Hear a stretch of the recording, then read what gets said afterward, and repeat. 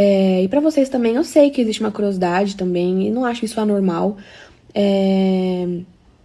A curiosidade não me incomoda. O que me incomoda é as pessoas que se pagam de médico e acham que sabem o que aconteceu, joga no Google o que é e acha que sabe a causa, sabe tudo e não tá vivendo aqui. Isso sim me incomoda. Mas eu ia dar um minuto, aí eu cortei. Eu tô vivendo um estresse pós-traumático. Eu faço terapia, eu tô passando psicólogo, enfim, tudo. Mas eu tô vivendo um estresse pós-traumático, então eu ainda tô com muita ansiedade, o que é esperado, não é anormal também. Então o Ravi tá ótimo, o Ravi tá bem em casa, tá mamando bem, mas eu ainda não tô bem, né? Eu ainda não consigo dormir, eu não consigo comer, eu emagreci mais de 10 quilos, ainda tá bem difícil pra mim, porque eu ainda tenho muito medo. Eu jurava que eu não ia chorar, que saco. Eu tenho muito medo ainda de acontecer alguma coisa. Eu tô com um alerta em excesso. Olho qualquer coisa. Se ele faz um ano, eu já acho que é alguma coisa por tudo que eu passei. É um pouco mais assustador que o normal, mas vai passar. Ainda tá dentro do esperado, do que eu poderia sentir. Então eu tô vivendo um estresse pós-traumático com medo de viver isso de novo. E logo vai passar, né? O hospital, o Einstein, ele, com nossa autorização, claro, publicou uma nota, né, um comunicado de alta, de assessoria, enfim, e falou que o diagnóstico foi enterocolite. E realmente ele teve um quadro de enterocolite. E eles publicaram com nossa autorização, como eu disse.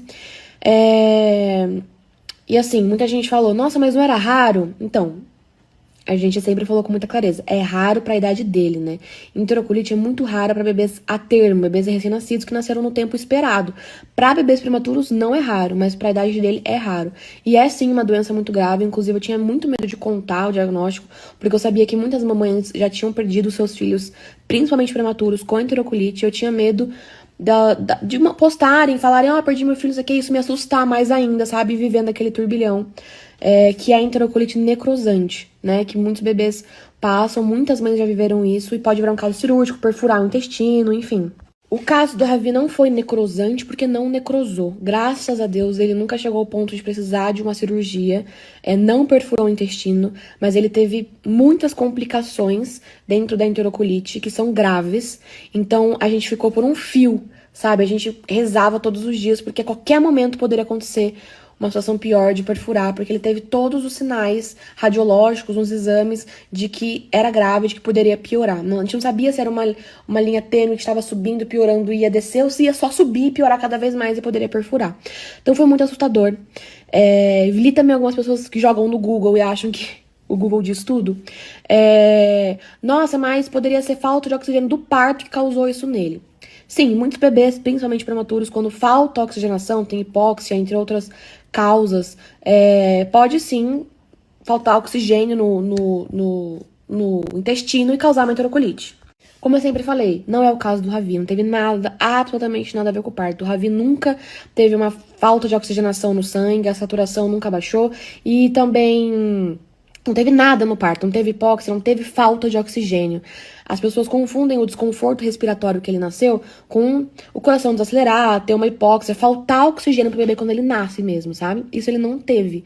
Ele tem nascido com desconforto, gente, mães com cesárea agendada, o bebê nasce, ele acabou de nascer, às vezes ele não sabe como respira, ele nasce com desconforto para respirar mesmo. O dele não foi um caso de falta de oxigênio ou algo que poderia desencadear, até porque se fosse, os sintomas apareceriam logo em seguida ao do nascimento, né? Ele não conseguiria fazer um cocô, talvez, ou teria uma hemorragia ali ainda na maternidade, nos primeiros dias de vida. O Ravi foi apresentar com 15 dias de vida, depois de muitos cocôs bem efetuados e uma vida super plena e maravilhosa em casa. Então não teve nada a ver com parto, foi descartado logo no início. Os médicos, tá? A internet. Mas mostrou que ele tem um quadro alérgico. Então, existe uma condição que é a enterocolite ser induzida por uma alergia à proteína do leite de vaca. Então, chegou à conclusão que ele tem alguma alergia severa.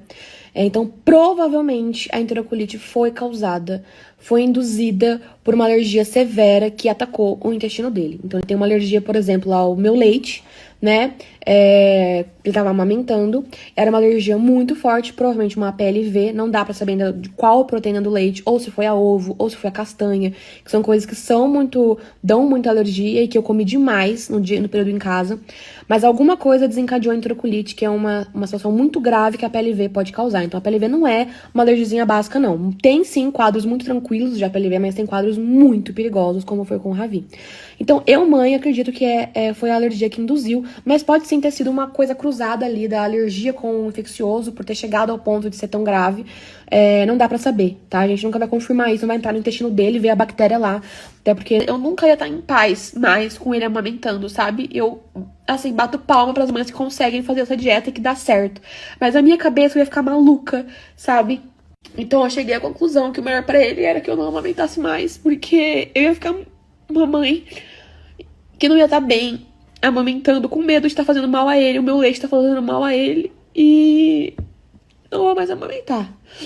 Ai, para de ser besta, ele foi pra UTI, e realmente é algo tão pequeno perto de tudo, mas agora que tudo tá melhorando, eu acho que aí minha ficha caiu, sabe? Mas tá tudo bem, ele tá ótimo, graças a Deus, tá se recuperando. Como ele perdeu muito sangue, e também, né, muitos exames de sangue, jejum, né, e ele teve a nutrição parenteral, mas não tem ferro na nutrição parenteral, por exemplo, que é pela veia. Então ele tá um pouco anêmico, mas ele tomou ferro no hospital e agora tá sendo tratado em casa.